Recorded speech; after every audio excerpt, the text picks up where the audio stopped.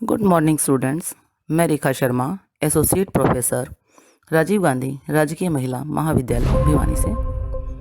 आज हम बीए द्वितीय वर्ष के विद्यार्थियों के लिए शॉर्ट आंसर टाइप क्वेश्चंस करेंगे चैप्टर 2 के।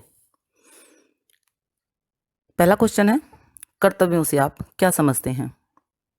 आप आंसर लिखेंगे। कर्तव्य अर्थात ड्यूटी की उत्पत्ति अंग्रेजी भाषा के शब्द डेप्ट से हुई, जिसका अर्थ है ऋण। अतः कर्तव्य का अर्थ है कि एक प्रकार का ऋण। प्रत्येक व्यक्ति समाज तथा राज्य से उत्तम जीवन व्यतीत करने हेतु कुछ सुविधाएं प्राप्त करता है। इन सुविधाओं को अधिकार कहा जाता है। व्यक्ति इन अधिकारों के कारण राज्य का ऋणी है। इस ऋण को चुकाने के लिए नागरिक जो कुछ करता है उसे कर्तव्य कहा जाता है। परंतु यहाँ कर्तव्य से अभिप्राय उन कार्यों से है जो व्यक्ति अपने हित के लिए स्वेच्छा से नहीं करता, वरन निश्चित नैतिक सिद्धांतों तथा कानूनों के आधार पर करता है। दूसरा क्वेश्चन है, कर्तव्य कितने प्रकार के होते हैं? आप उत्तर लिखेंगे। कर्तव्य मुख्यतः 2 प्रकार के होते हैं। नंबर 1 नैतिक कर्तव्य, मॉरल ड्यूटीज। नंबर 2 कानूनी अथवा वैधानिक कर्तव्य, लीगल ड्यूटीज। नैतिक कर्तव्य का अभिप्राय है कि सार्वजनिक हित में जिन कार्यों को हमें करना चाहिए उन्हें स्वेच्छापूर्वक करें। ये कर्तव्य ऐसे हैं जिन्हें न करने से समाज हमारी निंदा करता है। सत्य बोलना, वृद्ध माता पिता की सेवा करना, दूसरों के प्रति अच्छा व्यवहार करना आदि नैतिक कर्तव्य हैं। जिन कर्तव्यों को कानून के दबाव से अथवा दंड के भय से किया जाता है उन्हें कानूनी कर्तव्य कहा जाता है। करों की ईमानदारी से अदायगी, कानून का पालन आदि कानूनी कर्तव्यों की श्रेणी में आते हैं। तीसरा क्वेश्चन है, नैतिक कर्तव्य से आप क्या समझते हैं? आप आंसर लिखेंगे।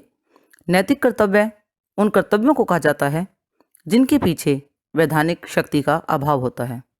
दूसरे शब्दों में, ऐसे कर्तव्य जिनकी अवहेलना करने से राज्य के किसी कानून की अवहेलना नहीं होती।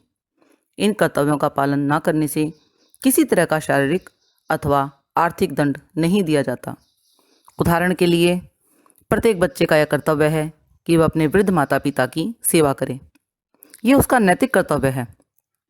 यदि कोई युवक अर्थात बच्चे अपने माता पिता की सेवा नहीं करते तो उन्हें किसी प्रकार का दंड नहीं दिया जाएगा। नैतिक कर्तव्य का अर्थ है कि सार्वजनिक हित में जिन कार्यों को हमें करना चाहिए उन्हें स्वेच्छापूर्वक करें। अब क्वेश्चन आता है चौथे नंबर पर, वैधानिक कर्तव्य से आप क्या समझते हैं? आप आंसर लिखेंगे। जिन कर्तव्यों को कानून के दबाव से अथवा दंड पाने के भय से किया जाता है उन्हें कानूनी कर्तव्य कहा जाता है। वैधानिक कर्तव्यों के पीछे राज्य के कानून की शक्ति होती है। दूसरे शब्दों में, वे कर्तव्य जिनकी अवहेलना से राज्य के किसी कानून की अवहेलना होती है तथा जिनका पालन न करने से शारीरिक तथा आर्थिक दंड दिया जा सकता है। राज्य जो भी कानून बनाता है उनका पालन करना प्रत्येक नागरिक का कर्तव्य है। उदाहरण के लिए, राज्य द्वारा लगाए गए टैक्सों का ईमानदारी से भुगतान करना, कानून का पालन करना आदि वैधानिक कर्तव्य है। इनका पालन शक्ति द्वारा भी करवाया जा सकता है यदि स्वयं इन कर्तव्यों का पालन व्यक्ति नहीं करता है तो। अब क्वेश्चन आता है, अधिकार तथा कर्तव्य से संबंधित हैं, बताएं। आप आंसर लिखेंगे। अधिकार तथा कर्तव्य साथ साथ चलते हैं। एक के बिना दूसरे की कल्पना भी नहीं की जा सकती। अधिकार तथा कर्तव्य एक ही सिक्के के 2 पहलू हैं। एक व्यक्ति अपने अधिकारों का प्रयोग करने में तभी सफल हो सकता है यदि दूसरा व्यक्ति अपने कर्तव्यों का पालन करता है, क्योंकि एक का अधिकार दूसरे का कर्तव्य है। दूसरे का जो अधिकार है वह पहले का कर्तव्य है। प्रत्येक व्यक्ति के जो अधिकार हैं उससे संबंधित उसके कर्तव्य हैं। प्रोफेसर लास्की के शब्दों में, मेरा अधिकार तुम्हारा कर्तव्य है। यदि मुझसे कुछ अधिकार प्राप्त हैं तो दूसरे का कर्तव्य है कि उन अधिकारों में बाधा उत्पन्न ना करें। यदि मुझे जीने का अधिकार है तो दूसरों का कर्तव्य है कि मुझे किसी प्रकार का आघात ना पहुंचाएं। व्यक्तिगत दृष्टि से जो बात एक का अधिकार है, सामाजिक दृष्टि से वही दूसरों का कर्तव्य कहलाती है। अब छठे नंबर पर क्वेश्चन आता है, नकारात्मक तथा आदेशात्मक कर्तव्य से क्या तात्पर्य है। आप आंसर लिखेंगे। जब किसी व्यक्ति से यह आशा की जाती है कि वह किसी कार्य विशेष को ना करे क्योंकि ऐसा करना दूसरों के लिए हानिकारक हो सकता है, तो यह नकारात्मक कर्तव्य कहलाता है। शराब ना पीना, चोरी ना करना, झूठ ना बोलना आदि।